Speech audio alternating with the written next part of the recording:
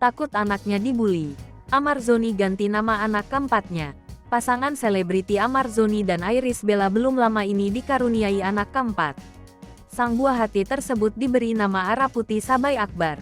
Di balik nama cantik itu, rupanya Amar Zoni dan Iris sempat ingin menamai putrinya dengan nama Asma.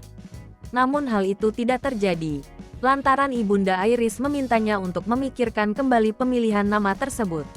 Ibunda Iris khawatir, dengan nama Asma, cucunya akan diolok-olok teman-temannya saat berusia dewasa.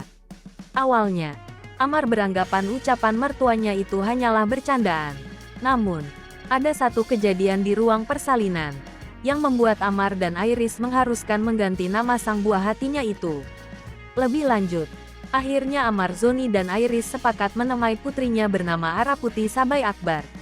Amar mengatakan, Ara memiliki arti perempuan yang cantik, kemudian Putih berarti anak raja dan Sabai bermakna harismatik.